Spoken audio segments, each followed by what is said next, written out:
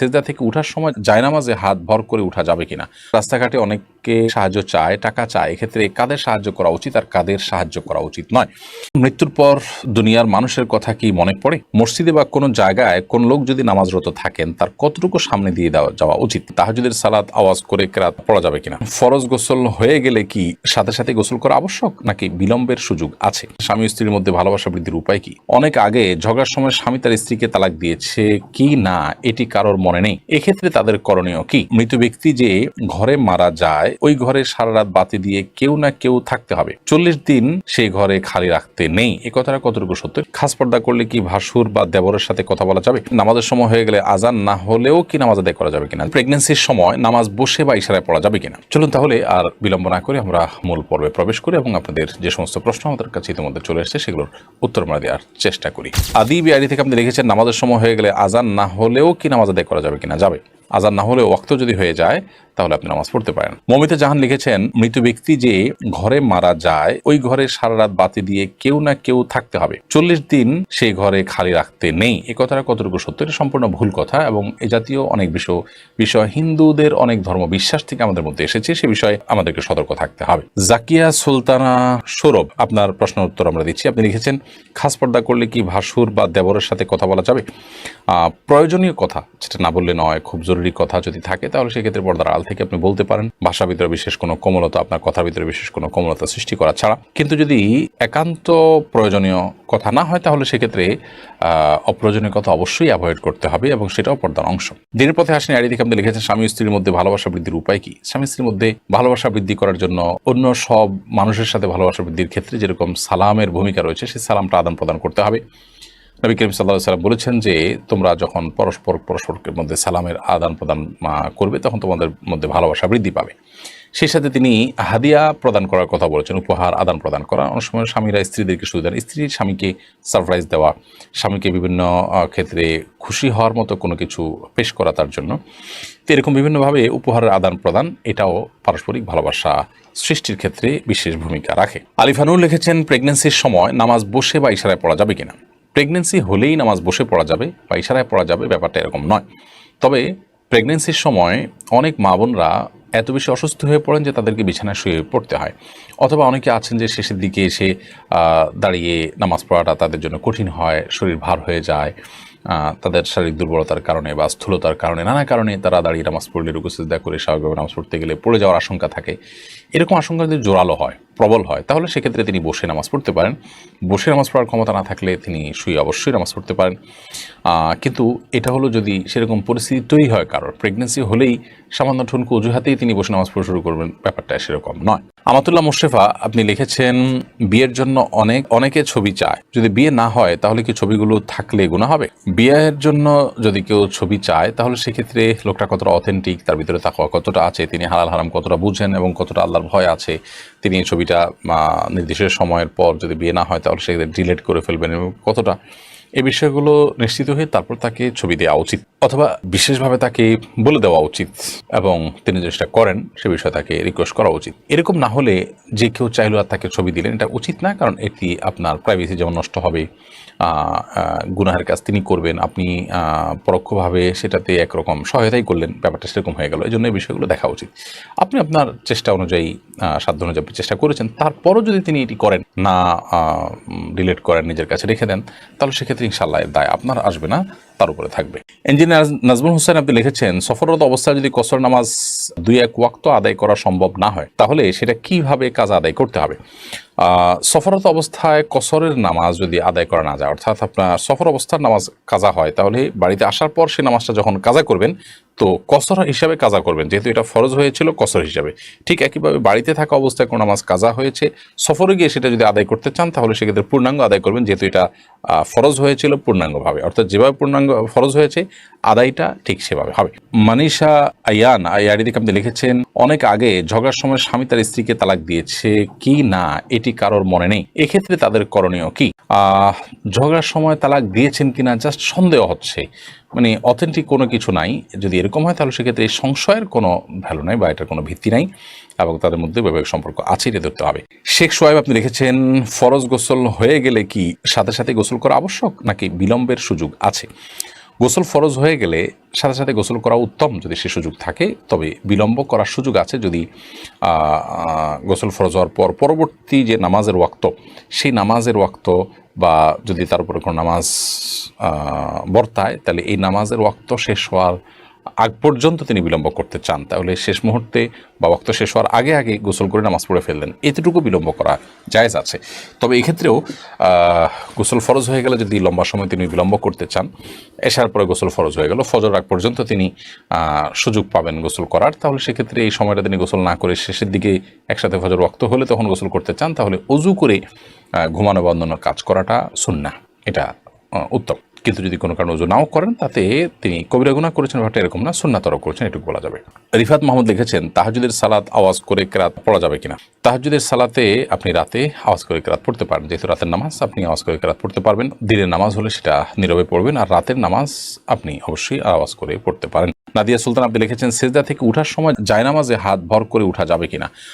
সেজদা থেকে উঠার সময় আপনার মাটিতে বা জায়নামাজে ভর করে না উঠে যতটুকু সম্ভব আপনার সরাসরি ওঠা উচিত। যদিও নবী করিম সাল্লাল্লাহু আলাইহি সাল্লাম মাটিতে ভর করে ওঠার কথা বর্ণিত আছে, কিন্তু সেটার ব্যাপারে অনেক মুহাদ্দিসদেরই ব্যাখ্যা হলো যে নবী সাল্লাল্লাহু আলাইহি সাল্লামের শারীরিক অসুস্থতার কারণে এটা কখনো কখনো তিনি করেছেন, অতএব কারোর শরীরে অসুস্থতা বোধ করলে তিনি এটা করতে পারেন, কোনো অসুবিধা নেই। বাট সুস্থ স্বাভাবিক অবস্থাতে তার এরকম না করে বরং হাঁটুতে ভর করে তারপর দাঁড়ানো উচিত। এরপরে সাজ্জাদ সালেহ আপনি লিখেছেন, মসজিদে বা কোনো জায়গায় কোন লোক যদি নামাজরত থাকেন, তার কতটুকু সামনে দিয়ে যাওয়া উচিত?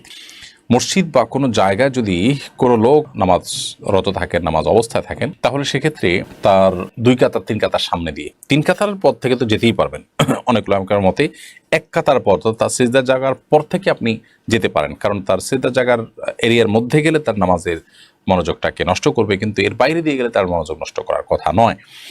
তো এই মতটি রয়েছে, তবে এর বাইরে আরেক অন্যান্য ওলামাদের মত হলো 3 কাতার। এই মতটাও বেশ স্ট্রং যে তিনি যে কাতারে পড়ছেন আরও 2টা কাতারের বাইরের অংশ দিয়ে তিনি চাইলে হাঁটতে পারেন। তারেক রহমান আপনি লিখেছেন আইডি থেকে, ঈদগাহ বা ক্রিকেট বা ঈদগাহ মাঠে ক্রিকেট বা ব্যাডমিন্টন খেললে কি গুনাহ হবে?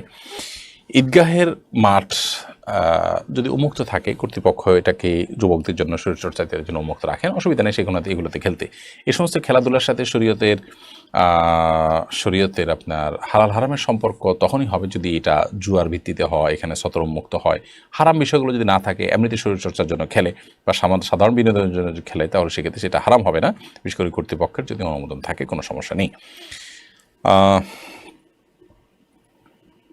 এরপরে সাজ্জাদ সালেহ আপনি লিখেছেন, মসজিদে বা কোনো জায়গায় কোন লোক যদি নামাজরত থাকেন, তার কতটুকু সামনে দিয়ে যাওয়া উচিত? মসজিদ বা কোনো জায়গায় যদি কোনো লোক নামাজরত থাকেন, নামাজ অবস্থায় থাকেন, তাহলে সেক্ষেত্রে তার 2 কাতার 3 কাতার সামনে দিয়ে, 3 কাতারের পর থেকে তো যেতেই পারবেন, অনেক উলামার মতে 1 কাতার পর, তার সিজদার জায়গার পর থেকে আপনি যেতে পারেন, কারণ তার সিজদার জায়গার এরিয়ার মধ্যে গেলে তার নামাজের মনোযোগটাকে নষ্ট করবে, কিন্তু এর বাইরে দিয়ে গেলে তার মনোযোগ নষ্ট করার কথা নয়। তো এই মতটি রয়েছে, তবে এর বাইরে আরেক অন্যান্য ওলামাদের মত হলো 3 কাতার। এই মতটাও বেশ স্ট্রং যে তিনি যে কাতারে পড়ছেন আরও 2টা কাতারের বাইরের অংশ দিয়ে তিনি চাইলে হাঁটতে পারেন। এরপরে মানিষা আয়ান আইডি থেকে আপনি লিখেছেন, অনেক আগে ঝগড়ার সময় স্বামী তার স্ত্রীকে তালাক দিয়েছে কি না এটি কারোর মনে নেই, এক্ষেত্রে তাদের করণীয় কি? ঝগড়ার সময় তালাক দিয়েছেন কিনা জাস্ট সন্দেহ হচ্ছে, মানে অথেন্টিক কোনো কিছু নাই। যদি এরকম হয় তাহলে সেক্ষেত্রে এই সংশয়ের কোনো ভ্যালু নাই বা এটার কোনো ভিত্তি নাই, এবং তাদের মধ্যে বৈবাহিক সম্পর্ক আছে, এটা ধরতে হবে। নাইমুর রহমান দুর্জয় আইডি থেকে আপনি লিখেছেন, অবাধ্য ভাই বোনের হক কীভাবে আদায় করব? ভাই বোন যদি অবাধ্য হয়, তারপরেও আপনি আপনার কর্তব্য, ধরা যাক আপনার বাবা নাই, ভাই বোন ছোটো বা তাদের বোনের ভরণ পোষণ দেওয়ার মতো বিবাহ হয়নি, তাহলে সেক্ষেত্রে আপনি অবশ্যই ভরণ পোষণ দিয়ে যাবেন। তারা অবাধ্য, তাদের অবাধ্যের জন্য তারা আল্লাহর কাছে দায়ী থাকবে, কিন্তু আপনার দায়িত্ব আপনি পালন করার চেষ্টা করবেন যতটুকু সম্ভব। মোতালেব আইডি থেকে আপনি লিখেছেন, পালিত মেয়ে নিয়ে ওমরা করা যাবে কিনা? পালিত মেয়ে সে অন্য গায়রে মাহরাম মেয়ের মতোই, অতএব যদি তার সাথে আপনার দুধের সম্পর্ক থাকে, ছোটোবেলা তাকে দুধ পান করানো যায়, তাহলে সেক্ষেত্রে তো জায়েজ আছে, তাকে নিয়ে আপনি ওমরা করলেন। আর তা না হলে সে যদি বড় হয়ে যায়, আপনি যদি পুরুষ হিসাবে তাকে সাথে নিয়ে যেতে চান তাহলে অবশ্যই তার কোনো মাহরাম লাগবে, আপনি তাকে সাথে নিয়ে যেতে পারবেন না। কারণ দুধের সম্পর্ক যদি না থাকে এবং পালিত মেয়ে সে যদি আপনার মাহরাম না হয় তাহলে সেক্ষেত্রে অবশ্যই গায়রে মাহরাম হওয়ার কারণে তার সাথে আপনার গায়রে মাহরাম মহিলার সাথে যেরকম সম্পর্ক অনেকটা সেরকমই। এটা আমরা অনেকে না জানার কারণে মনে করি যে পালিত সন্তান বোধ হয় নিজের সন্তানের মতোই, ব্যাপারটা সেরকম না। মমিতা জাহান লিখেছেন, মৃত ব্যক্তি যে ঘরে মারা যায় ওই ঘরে সারা রাত বাতি দিয়ে কেউ না কেউ থাকতে হবে, 40 দিন সেই ঘরে খালি রাখতে নেই। এ কথাটা কতটুকু সত্য? এটা সম্পূর্ণ ভুল কথা এবং এ জাতীয় অনেক বিষয় হিন্দুদের অনেক ধর্ম বিশ্বাস থেকে আমাদের মধ্যে এসেছে, সে বিষয়ে আমাদেরকে সতর্ক থাকতে হবে। প্রিয় দর্শক, আমাদের অনেক দর্শক শ্রোতা যারা মন্তব্যের করে আমাদেরকে 200তম পর্ব উপলক্ষে অভিনন্দন জানাচ্ছেন, আপনাদের সবার অভিনন্দন আমরা গ্রহণ করছি, জাযাকুমুল্লাহ খাইর। এবং আপনাদেরকে আমরা অভিনন্দন জানাচ্ছি যে আপনারা আজকে এই চমৎকার একটি সময় একটা বিশেষ পর্বে আমাদের সঙ্গে আছেন। আল্লাহ রাব্বুল আলামিন আমাদেরকে এভাবে জান্নাতে একত্র হওয়ার তৌফিক দান করুন, আমাদেরকে ইখলাস দান করুন, আমাদের জন্য দোয়া করবেন এবং আমরা সবাই যেন সুস্থ থাকি, সবল থাকি, ভালো থাকি। আল্লাহ যেন আমাদেরকে ভালো থেকে ভালো কাজগুলো করার তৌফিক দান করুন, সেটা আমরা করবো ইনশাআল্লাহ তাআলা। আলামিন হাসান আপনি লিখেছেন, আমার একটা গার্লফ্রেন্ড আছে, আমি দিন দিন জেনার প্রতি ধাবিত হয়ে যাচ্ছি, এক্ষেত্রে আমার করণীয় কি? কোনো মুসলমান যুবকের গার্লফ্রেন্ড কিংবা কোনো মুসলমান মেয়ের বয়ফ্রেন্ড থাকতে পারে না। এই শব্দগুলো আজকাল জেনাকে সহজ করার জন্য অনেকটা আমাদের সমাজে ইচ্ছাকৃতভাবে এগুলোকে প্রচলিত করা হচ্ছে। মেয়ে বন্ধু ছেলে বন্ধু মুসলমানের একমাত্র বৈবাহিক উপায় হতে পারে, এর বাইরে কোনো ছেলে বন্ধু মেয়ে বলতে কোনো কিছু মুসলমানের থাকতে পারে না। আপনি যেটাকে বন্ধু বলছেন, দেখুন নিছক বন্ধু বা ভালো বন্ধু, এমনকি আপনার অবশ্য আজকাল রাগঢাক ছাড়াই গার্লফ্রেন্ড বয়ফ্রেন্ড স্বামী স্ত্রীর মতো করে তাদের সাথে মানুষ থাকে। আল্লাহ মাফ করুন, এটা হলো অপরাধের ক্ষেত্রে অপরাধ বোধও হারিয়ে গেলে যা হয় সমাজে, ব্যাপারটা সেরকম। আল্লাহ তাআলা আমাদেরকে হেদায়েত দান করুন। কোনো মুসলমানের জন্য জায়েজ নেই, হারাম, এবং এর কারণে আপনি জিনা লিপ্ত হচ্ছেন। আপনি সরাসরি জিনা লিপ্ত না হলেও আপনার কোনো মেয়ের সাথে হারাম সম্পর্ক আছে, রিলেশন আছে, এটুকুই একটা জিনা মূলত। অতএব আপনার উচিত হবে আল্লাহর জন্য তাকে ত্যাগ করা, হয় বিয়ে করে ফেলা, আর না হলে আল্লাহর জন্য তাকে ত্যাগ করে আপনি হালালের পথ খুঁজবেন এবং সম্পর্ক ছিন্ন করে ফেলবেন। আল্লাহ তাআলা আপনাকে তৌফিক দান করুন। সুবর্ণশীলা আপনি লিখেছেন, আমি 1 বছরের বেশি সময় ধরে এই অনুষ্ঠানের নিয়মিত দর্শক, এখান থেকে আমাদের শেখার সুযোগ তৈরি হয়েছে। আপনাকে অনেক ধন্যবাদ বোন সুবর্ণশীলা, 1 বছর বেশি সময় ধরে আমাদের সাথে আছেন, সেজন্য আপনাকে ধন্যবাদ। জাযাকুমুল্লাহ খাইর। আল্লাহ তাআলা আমাদেরকে কোরআন হাদিসের আলোকে জীবনকে সাজাবার তৌফিক দান করুন। হুমায়রা মাসুদ আপনি লিখেছেন, আমার স্বামী একজন সরকারি চাকরিজীবী, চাকরির শেষে সে যে পেনশন পাবে সেটা নেওয়া জায়েজ হবে কিনা?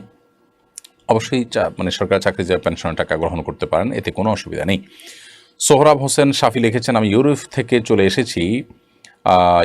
চলে এসেছি, অনেক টাকা পয়সা কামানোর সুযোগ ছিল, দিনে কথা ভবিষ্যৎ প্রজন্মের ইসলামের কথা ভেবে চলে আসি। এখন আমার পরিবার ও আশপাশে মানুষ নানা বাজে মন্তব্য করে, আমি কি ভুল করেছি? আপনি অবশ্যই ভুল করেননি, আপনি খুব ভালো কাজ করেছেন।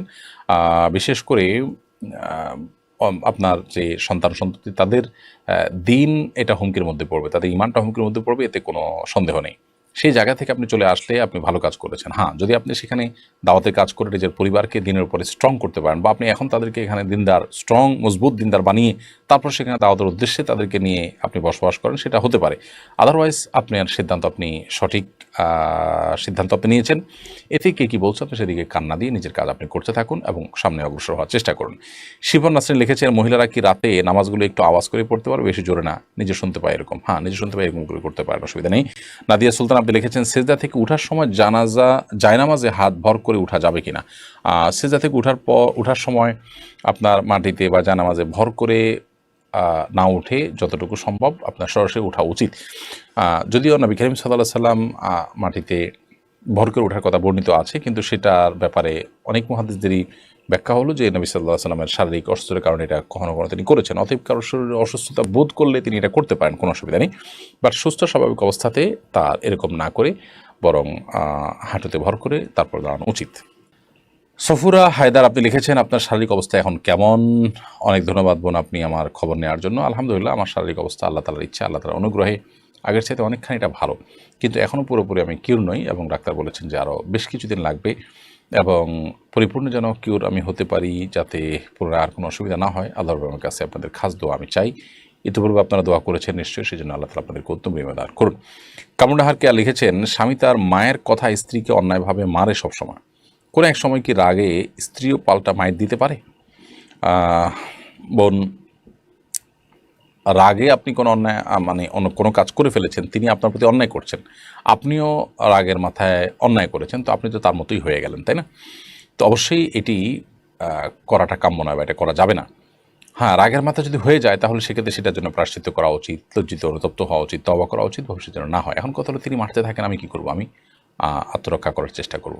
যদি এমন হয় যে তার মারে আমার আঘাতপ্রাপ্ত হই, আমি কষ্ট নিপতিত হই এবং আমি অ্যাক্সিডেন্টে পড়ার বা দুর্ঘটনার আশঙ্কা করি, তাহলে সেক্ষেত্রে অবশ্যই আমি ডেফিনেটলি সেটিকে প্রতিহত করার চেষ্টা করব বা আত্মরক্ষা করার চেষ্টা করব, কিন্তু পাল্টা তাকে মার দেওয়ার চেষ্টা করব না। হ্যাঁ, যদি এমন হয়, আল্লাহ না করুন এত মানুষ হয় যে আপনার জীবনকে সংকটের মধ্যে ফেলে দেয়, তাহলে তো সেক্ষেত্রে আপনি আত্মরক্ষার জন্য যতটুকু প্রয়োজন ততটুকু আপনি অবশ্যই করতে পারেন। কিন্তু আপনাকে এমনিতে শারীরিকভাবে আঘাত করেছে, যেটার কারণে আসলে বাঁচা মরার কোনো ব্যাপার না, আপনি জেদের বশবর্তী হয়ে রাগে কষ্টে ক্ষোভে আপনিও পাল্টা আঘাত করেছেন, তো অন্যায়ের বিপরীতে আপনিও একটি অন্যায় করলেন। তিনি যে অন্যায় করেছেন তার চাইতে ছোট অন্যায় করেননি, বরং আপনিও এক ধরনের বড় অন্যায় করেছেন।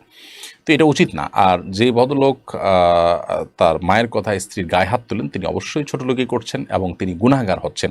প্রিয় নবী সাল্লাল্লাহু আলাইহি ওয়াসাল্লাম কোনোদিন কোনো নারীদের গায়ে হাত তোলেননি।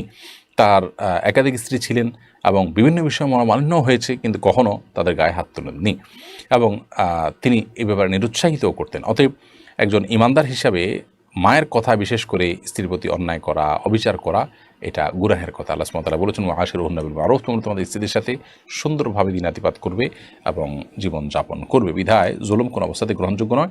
আপনি সবর করুন বোন, এই সমস্যা আপনার চিরকাল থাকবে না ইনশাআল্লাহ। সংসার ভারী হবে, একটা সময় সন্তান সন্ততি বড় হবে, আপনার সমস্যার সমাধানের পথ আপনি খুঁজে পাবেন। আল্লাহ আপনাকে সবর তৌফিক দান করুন এবং আপনার স্বামীকে আল্লাহ তাআলা হেদায়েত দান করুন।